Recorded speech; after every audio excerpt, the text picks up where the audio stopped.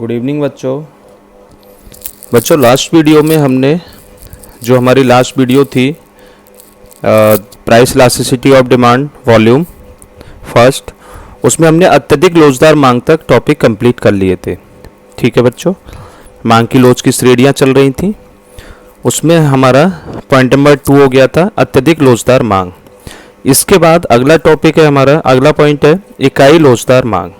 तो बच्चों इस पॉइंट में देखिए, इकाई लोचदार मांग में ईडी इज इक्वल टू 1 होता है और ईडी की कैलकुलेशन के लिए मैंने आपको बताया था delta Q upon delta P, direct ये अप्लाई करोगे। अब इसमें हमें ऐसी संख्याएं रखनी है जहां पे डिवाइड करके कितना आना चाहिए, वो ईडी 1 आना चाहिए। यानी कि दो बराबर संख्या रखेंगे तो हमारा ईडी कितना आएगा बच्चों, 1 आएगा। तो डेफिनेशन बन जाएगी, जब किसी गुड्स के प्राइस में जितना चेंज हुआ है उतना ही चेंज क्वांटिटी की डिमांड में हो, दोनों में सेम चेंज हो, इक्वल चेंज हो। देखिए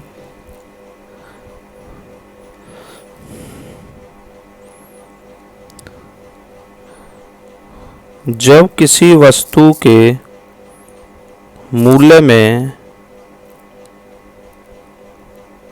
जितना परिवर्तन हुआ है उतना ही परिवर्तन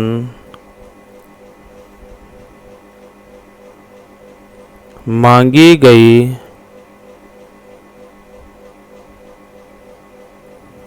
इकाइयों की मात्रा में हो तो यह इकाई लोचदार मांग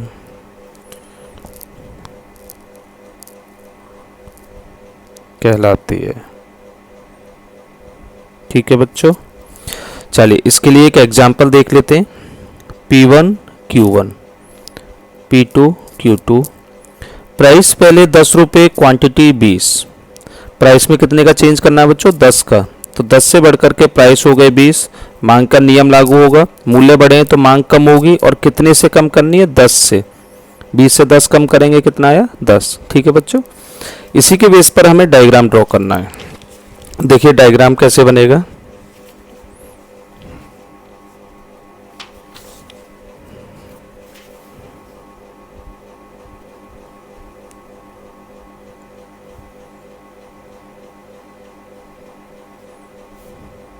ओ एक्स और O Y axis, quantity price. जब किसी वस्तु के मूल्य 10 रुपये थे, पहली वाली जो सिचुएशन थी, तब मांगी गई इकाइयों की मात्रा कितनी थी बच्चों, 20।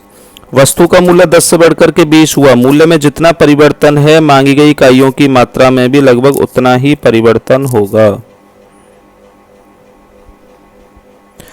वस्तु के मूल्य में 10 का परिवर्तन है तो मांगी गई इकाइयों की मात्रा में भी बच्चों कितने का परिवर्तन होगा, 10 का। ठीक है, 20 से घट करके 10। इसके बाद इन दोनों कॉम्बिनेशन, ये जो दोनों कॉम्बिनेशन आई हैं, इन दोनों कॉम्बिनेशन को मिलाकर के जो वक्र बनेगा वही हमारा बच्चों कौन सा वक्र कहलाएगा, मांग वक्र। ठीक है, ध्यान रखना है विशेष, मूल्य और मांग में दोनों में बराबर का परिवर्तन है। तो ये हमारा पॉइंट नंबर 3 हुआ, इकाई लोचदार मांग। इसके बाद अगला पॉइंट है बच्चों बेलोचदार मांग, इन इलास्टिक डिमांड। और बेलोचदार मांग में ईडी हमारा कितना होता है बच्चों, लेस देन 1, 1 से कम होता है। तो इसकी भी सेम वही कैलकुलेशन हो जाएगी मूल्य और मांग की। देखिए इसकी परिभाषा क्या होगी, जब किसी वस्तु के मूल्य में जितना परिवर्तन हुआ है, बताइए बच्चों, मांग की मात्रा में उससे, तब मांग की मात्रा में उससे कम परिवर्तन हो तभी तो 1 से कम आएगा। तो यह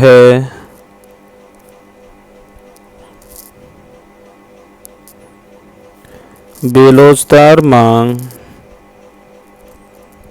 कहलाती है। ठीक है बच्चों, बेलोजदार मांग कहलाती है। इसमें हम ई डी का फॉर्मूला अप्लाई करेंगे, वही शॉर्ट तरीका जो मैंने बताया था। एक एग्जांपल ले लेते हैं। P1 Q1 प्राइस 10 रुपये, क्वांटिटी 20। प्राइस बढ़ करके 10 से 20 हुआ, 10 का चेंज किया है, क्वांटिटी में कम चेंज करना है। अच्छा, मूल्य बढ़े हैं तो क्वांटिटी कम होंगी लॉ ऑफ डिमांड के अकॉर्डिंग। क्वांटिटी में 5 का परिवर्तन और प्राइस में 10 का। चलिए देखते हैं इसे सॉल्व करके। डेल्टा क्यू क्वांटिटी में कितने का चेंज है बच्चों, 5 का, डिवाइडेड बाई प्राइस में कितने का चेंज है, 10 का, कितना आएगा 0.5। तो हम कह सकते हैं ईडी कितना है इसमें, लेस देन 1 है। ठीक है, तो जिनमें मूल्य में ज़्यादा परिवर्तन हो, मांग में कम परिवर्तन हो, उन वस्तुओं में मांग की लोच कौन सी होती है, बेलोजदार। ठीक है, चलिए इस एग्जाम्पल के बेस पर डायग्राम भी ड्रॉ कर लेते हैं।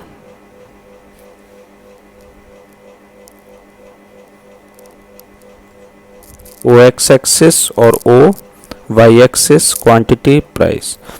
देखिए बच्चों, पहली वाली सिचुएशन वस्तु के मूल्य 10 और मांगी गई इकाइयों की मात्रा कितनी, 20। मूल्य 20 हुआ 10 से बढ़कर के, और मांग घट करके कितनी, 15।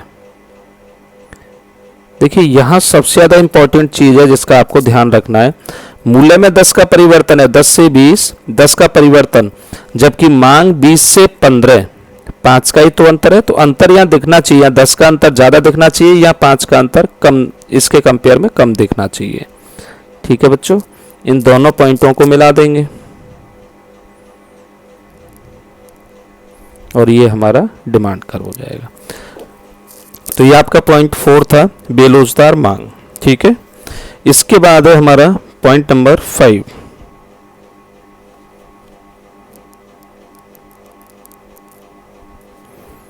पूर्णतया बेलोजदार मांग। और पूर्णतया बेलोजदार मांग में मैंने आपको पहले भी बताया था कि ईडी का मेजर करके मान कितना आता है, 0। पहले बात की थी ना इसकी हमने। ये रहे सभी पांचों पॉइंट। पूर्णतया बेलोजदार या शून्य लोजदार में ईडी इज इक्वल टू 0। ठीक है बच्चों, तो देखिए इसमें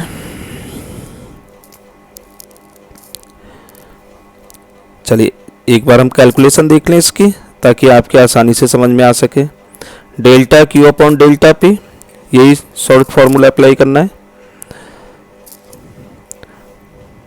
क्वांटिटी में इनमें हमें ऐसे संख्या रखनी है डिवाइड करके 0 आए। तो 0 को किसी भी संख्या से अगर हम डिवाइड करें तो बच्चों कितना आएगा, 0 आएगा। जब ईडी 0 आएगा तो उनमें पूर्णतः बेलोजदार मांग होगी। और डेफिनेशन भी इसी के बेस पर, जब किसी वस्तु के प्राइस में, मूल्य में परिवर्तन हो लेकिन मांगी गई इकाइयों की मात्रा में कोई परिवर्तन ना हो। ठीक है बच्चों, जब किसी वस्तु के मूल्य में परिवर्तन हो किंतु मांगी गई इकाइयों की मात्रा में कोई परिवर्तन ना हो, कोई परिवर्तन ना हो, तो यह है पूर्णतया बेलोजदार मांग कहलाती है। ठीक है बच्चों, चलिए इसका डिटेल में एग्जांपल देख लेते हैं। पहले प्राइस 10, मांगी इकाइयों की मात्रा 20। ठीक है, मूल्य में परिवर्तन दर्शाना है, 10 से बढ़कर के 20 हो गए, और लेकिन मांगी इकाइयों की मात्रा में कोई परिवर्तन नहीं, 0 का परिवर्तन। डेल्टा क्यू 0, ये लिखा था डेल्टा पी यानी प्राइस में चेंज 10, प्राइस में चेंज 10 हो गया। ठीक है, इसके बेस पर डायग्राम ड्रॉ कर लेंगे। देखिए डायग्राम कैसे बनेगा, ध्यान से समझना है।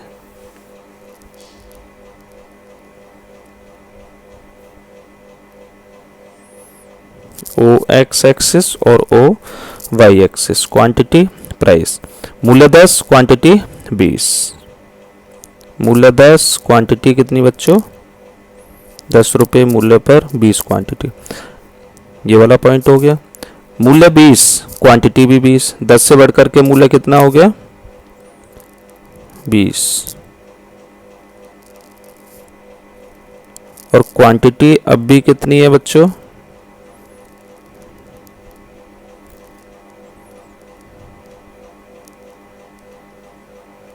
20 है, ये वाला कॉम्बिनेशन होगा। तो इन दोनों पॉइंटों को जो हम मिला करके वक्र बनाएंगे, ये वाला वक्र कौन सा हो जाएगा डिमांड का। ठीक है, तो ये हमारा पॉइंट नंबर 5 था, पूर्णतः बेलोचदार मांग।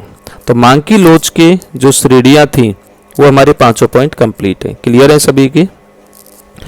चलिए इसके बाद हमारा अगला टॉपिक आने वाला है मांग की कीमत लोच। बहुत ही अच्छा टॉपिक है, एग्जाम के लिए इम्पोर्टेंट है। मांग की कीमत लोच को मापने की विधियां। देखिए अब इसमें क्या होगा,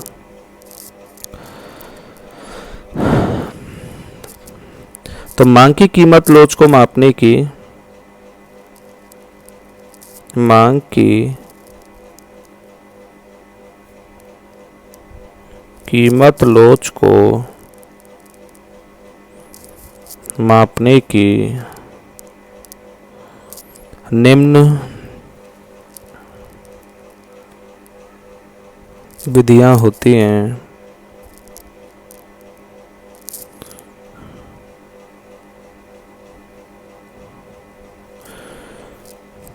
पहली होती है बच्चों आनुपातिक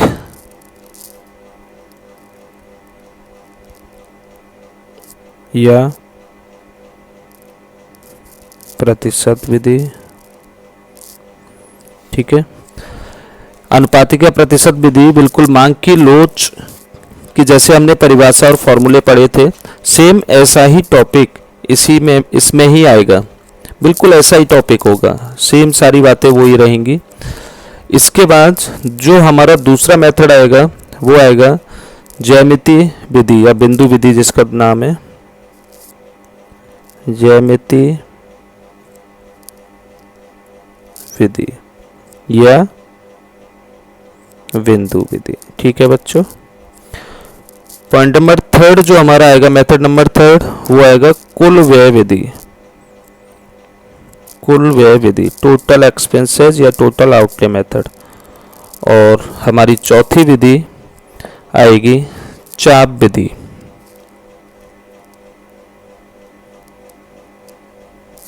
आर्क मेथड बोलते हैं इसे। तो चलिए हम पहली विधि की बात करते हैं, अनुपातिक या प्रतिशत विधि की। एक एक करके डिटेल में बात करेंगे सभी विधियों की।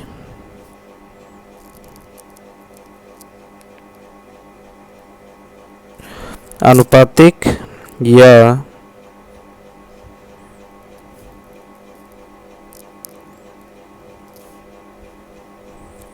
प्रतिशत विधि। ठीक है बच्चों, तो अनुपातिक या प्रतिशत विधि की अगर हम बात करें तो देखिए इसमें जो भी वस्तु के मूल्य और मांगे इकाइयों की मात्रा में प्रतिशत में परिवर्तन होगा उनको यहाँ पे शामिल किया जाएगा। इसकी परिभाषा हो जाएगी बच्चों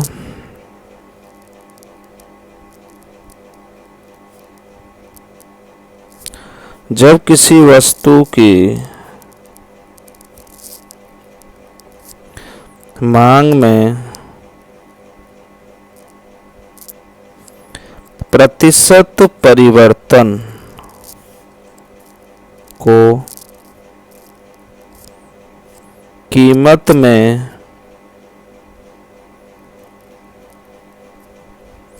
प्रतिशत परिवर्तन से भाग देने पर जो भागफल ज्ञात होता है वह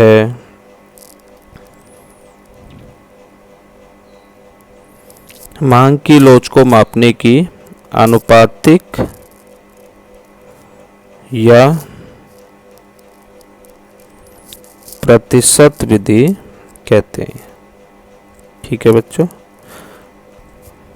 बिल्कुल फॉर्मूले बेस परिभाषा है। देखिए मैं इसका फॉर्मूला भी लिखता हूं, ईडी इज इक्वल टू मांग की मात्रा में या मांग में प्रतिशत भी लिख सकते हैं बच्चों और आनुपातिक भी लिख सकते हैं। मांग में प्रतिशत परिवर्तन बटे कीमत में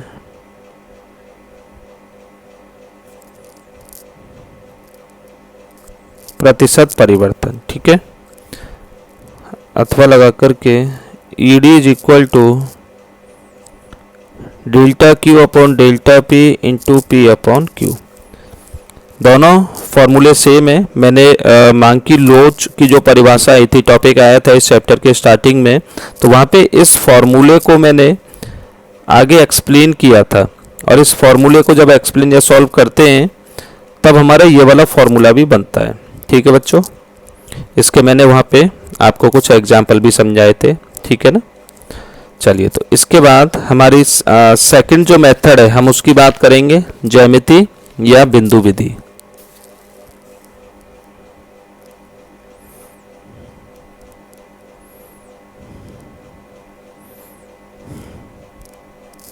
ज्यामिति या बिंदु विधि, जिसे हम पॉइंट मेथड भी बोलते हैं। ठीक है, देखिए बिंदु विधि में क्या होता है कि इसमें जो हमारा मांग वक्र होगा उस मांग वक्र पर किसी एक बिंदु पर हम मांग की लोच की गणना करते हैं। देखिए इसकी परिभाषा क्या होगी,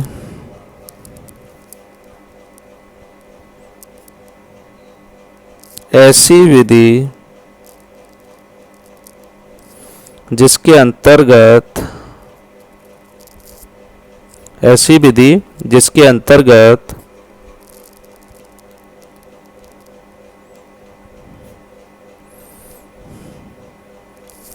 मांग वक्र पर स्थित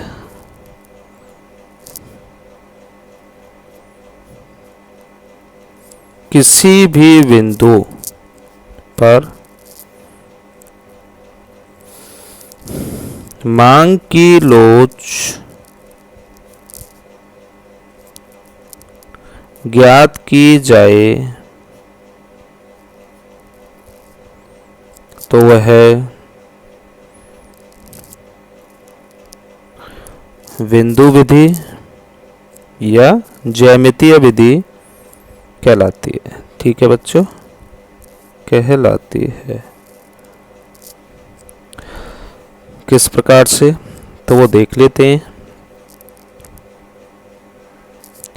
एक हम मांग वक्र बनाएंगे और उस मांग वक्र पर जितने भी पॉइंट आएंगे उन पर हम मांग की लोच की गणना करेंगे। O X axis, O Y axis, quantity, price. मैंने यहाँ पे एक मांग वक्र ये बनाया है जिस पर हमें मांग की लोच की गणना करनी है। इसके कुछ पॉइंट हैं, जैसे इस सबसे निचले पॉइंट पर हम मांग की लोच, ये मिडिल पॉइंट है बिल्कुल मध्य में, यानी कि इस लाइन को दो बराबर भागों में बांटे, और ये सबसे ऊपर का पॉइंट हो गया। ठीक है, अब यहाँ से लेकर के यहाँ तक के लिए मैं एक पॉइंट दे रहा हूँ ये वाला, बाकी इस पॉइंट पर जो इलास्टिसिटी आएगी, लोच आएगी, यहाँ से लेकर के यहाँ तक के कोई भी पॉइंट पर वही लोच होगी जो यहाँ पर आएगी। ठीक है ना।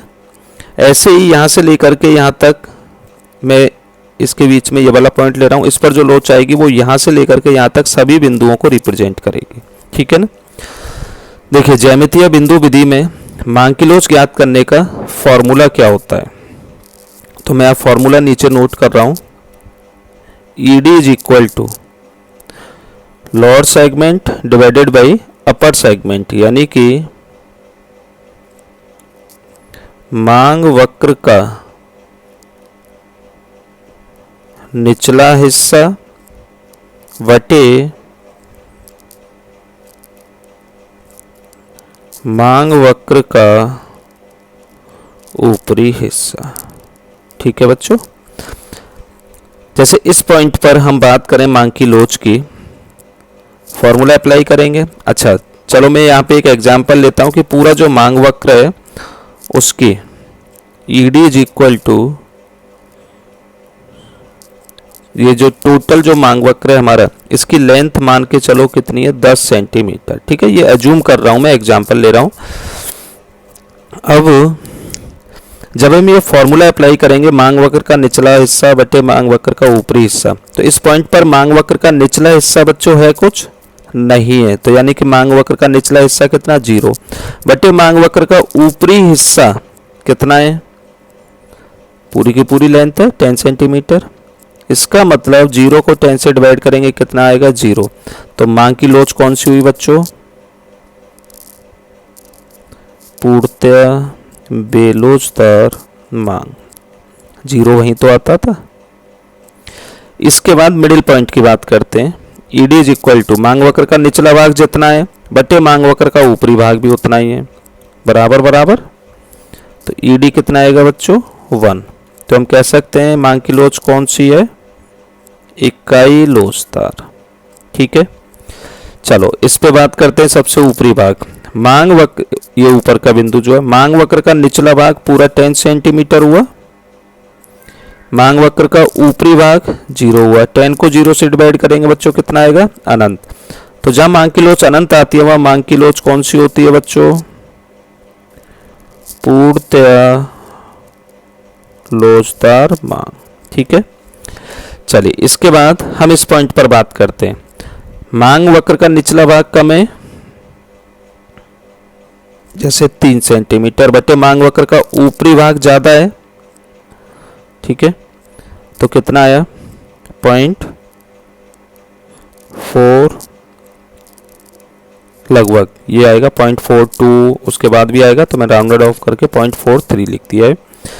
तो हम कह सकते हैं कि यहाँ ईडी कितना आया, लेस देन 1। और लेस देन 1 किस में आता है बच्चों, जहां मांग की लोच कौन सी होती है, बेलोचदार होती है। ठीक है, इस पॉइंट पर बात करते हैं।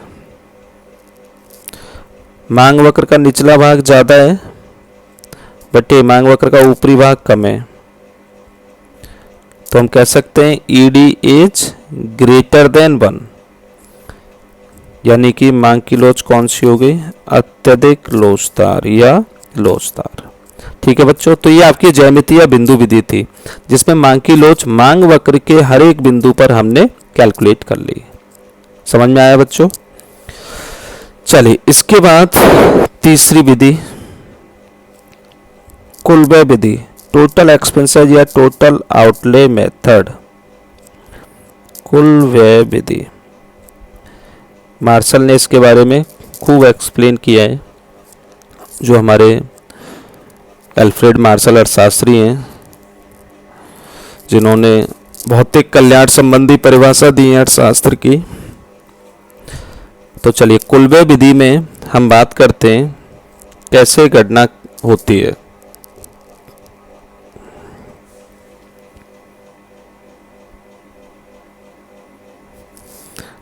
ऐसी विधि जिसमें मांग की लोच की गणना वस्तु के मूल्य तथा उस वस्तु पर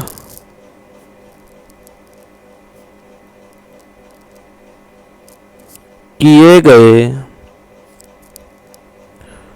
कुल खर्च के आधार पर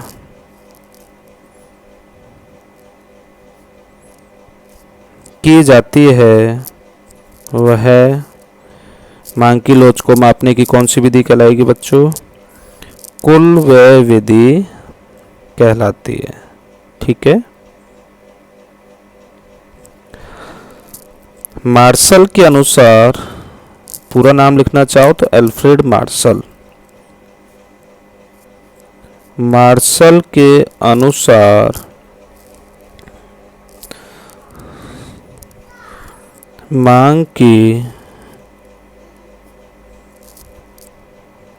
कीमत लोच 3 प्रकार की होती है। ठीक है बच्चों, देखिए मार्शल के अनुसार जो तीनों बातें कही गई उनकी हम डिटेल में बात करेंगे, लेकिन उससे पहले थोड़ा शॉर्ट में उन्हें हम समझ लेते हैं कि मार्शल ने क्या कहा था। तो मार्शल ने कहा था कि जो मांग की लोच हम ज्ञात करेंगे उसमें वस्तु के मूल्य और उस वस्तु पर किए गए कुल खर्च के मध्य संबंध देखा जाएगा। वस्तु के मूल्य और वस्तु पर किया गया कुल खर्च, टोटल एक्सपेंसेस टीई। 3 संबंध, पहला, दूसरा और तीसरा किस तरीके से होंगे? तो बच्चों वस्तु का मूल्य बढ़े और टोटल एक्सपेंसेस भी बढ़े, कैसा संबंध हुआ बच्चों? डायरेक्ट, यानी कि सीधा संबंध। या वस्तु के मूल्य कम हो जाए, कुल खर्च भी कम हो जाए। ठीक है। तो मांग की लोच उन वस्तुओं में कैसी होगी? बेलोचदार, लेस देन 1 आएगा। वस्तु के मूल्य बढ़े या घटे लेकिन कुल खर्च पर कोई प्रभाव नहीं पड़े, मांग की लोच कौन सी हो जाएगी बच्चों? इकाई लोचदार।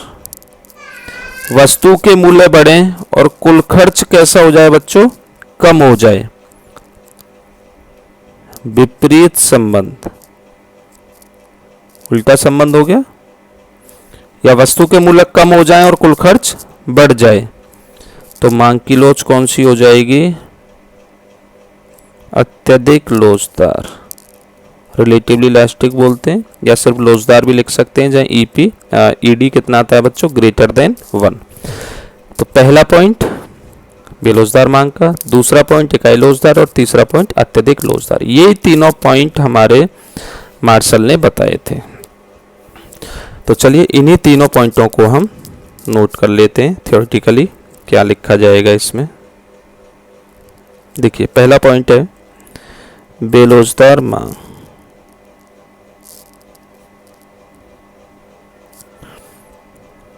इनइलास्टिक में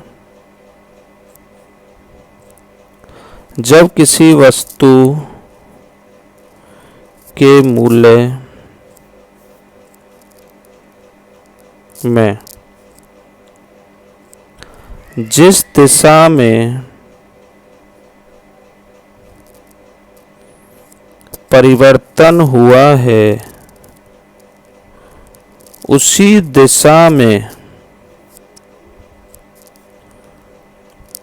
उस वस्तु पर किए गए कुल खर्च में भी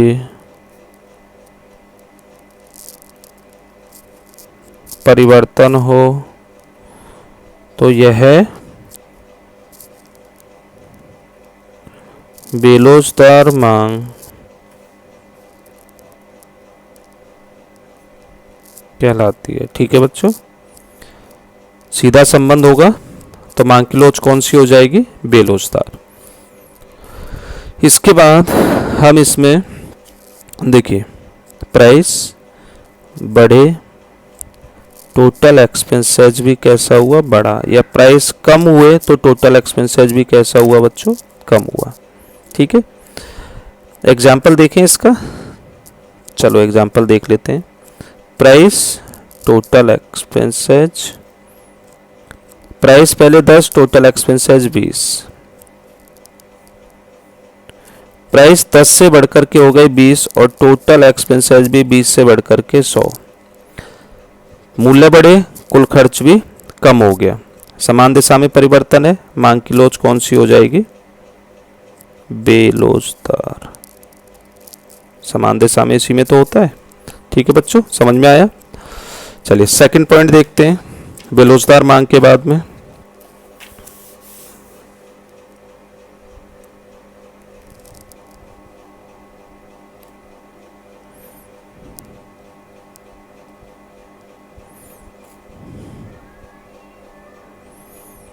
इकाई लोचदार मांग, यूनिट इलास्टिक। देखिए बच्चों, इसमें क्या होता है, जब किसी वस्तु के मूल्य में परिवर्तन हो या मूल्य कम या ज़्यादा हो, जब किसी वस्तु के मूल्य में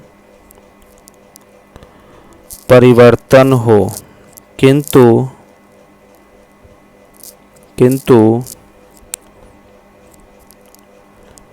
उस वस्तु पर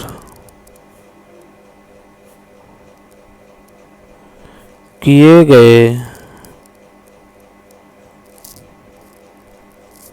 कुल खर्च में कोई परिवर्तन नहीं हो,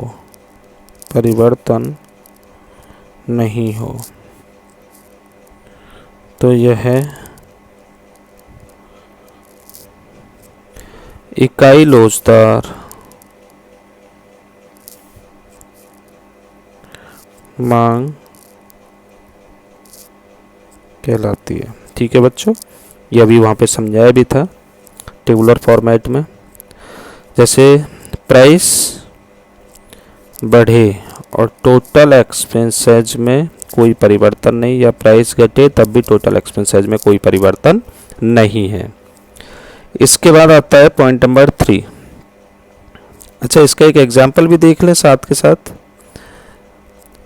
प्राइस पहले, टोटल एक्सपेंसेज पहले, प्राइस बाद के, टोटल एक्सपेंसेज बाद के। मान के चलो प्राइस पहले 10, टोटल एक्सपेंसेज 30 किया जा रहा है। प्राइस बढ़ गए लेकिन टोटल एक्सपेंसेज अब भी कितना है बच्चों, 30 है। ठीक है, चलिए इकाई लोचदार मांग हो गया। इसके बाद है हमारा तीसरा पॉइंट, अत्यधिक लोचदार, या जिसे लोचदार भी कहते हैं। अत्यधिक लोचदार मांग, या जिसे हम लोचदार मांग भी कहते हैं। इसकी परिभाषा क्या होगी बच्चों, टेबल के आधार पर है। जब किसी वस्तु के मूल्य में जिस दिशा में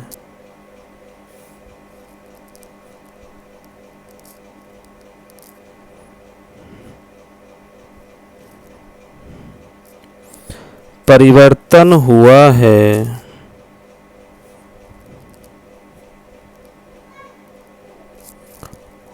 उसके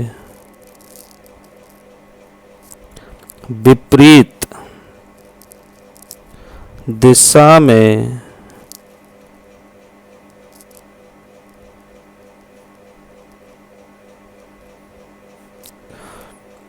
कुल खर्च में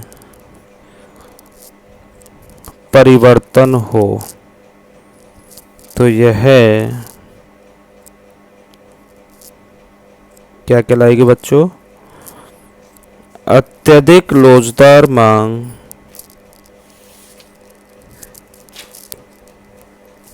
अत्यधिक लोचदार मांग कहलाती है। ठीक है बच्चों, अत्यधिक लोचदार मांग कहलाती है। जैसे एक देखते हैं, प्राइस बढ़े और टोटल एक्सपेंसेस कैसे हुए बच्चों, कम हुए, या प्राइस कम हुए तो टोटल एक्सपेंसेस कैसे हो गए, बढ़ गए। तो एक ऐसा संबंध हुआ बच्चों विपरीत दिशा में। देखिए एक इसका भी एग्जाम्पल ले लेते हैं। Price 1, total expenses 1, price 2, total expenses 2। तो देखिए पहले प्राइस थे मान के चलो 10 रुपये, उस समय टोटल एक्सपेंसेस 20, मूल्य बढ़कर के हो गया 20, टोटल एक्सपेंसेस घट करके 5। ठीक है बच्चों, तो विपरीत दिशा में परिवर्तन हुआ, मांग की लोच हो जाएगी अत्यधिक लोचदार। चलिए इसके बाद हमारा एक मेथड और है जिसका सिर्फ हमें फॉर्मूला पढ़ना है, चाप विधि, आर्क मेथड जैसे बोलते हैं। इसमें वैसे तो ये हमारे बुक में नहीं दे रखा है, वैसे इसका मैं फॉर्मूला आपको बता देता हूँ। फॉर्मूला हो जाता है Q1 minus Q2 ED is equal to Q1 minus Q2 upon Q1 plus Q2 into P1 plus P2 upon P1 minus P2। ठीक है बच्चों, ये आपके सिलेबस में तो नहीं दे रखा है, बुक में नहीं दे रखा है, लेकिन कहीं कहीं ये फॉर्मूला टच कर रखा है, तो इसलिए मैंने यहाँ पे आपको ये बता दिया है। ठीक है, पहले वाले प्राइस, दूसरे वाले प्राइस, पहली वाली क्वांटिटी, दूसरी वाली क्वांटिटी। ध्यान रखना है बच्चों, अगर मांग की लोच कभी भी नेगेटिव आती है, माइनस में आती है, तो मांग की लोच की श्रेणियों में हमने ये पॉइंट कभी नहीं पढ़ा था कि मांग की लोच माइनस में आएगी। अगर आपका सॉल्यूशन माइनस में आ रहा है तो वो मांग की लोच में आपको माइनस को इग्नोर करना है। ठीक है बच्चों, इग्नोर करना है। तो जो भी प्लस की संख्या बची, जैसे मान के चलो माइनस के 3 आया, तो माइनस को आप इग्नोर करोगे तो ये प्लस के 3 हो गया, तो मांग की लोच अत्यधिक लोचदार हो जाएगी क्योंकि ग्रेटर देन 1 में कवर हो जाएगा। ठीक है, चलिए इतना ही काफ़ी है। Thank you.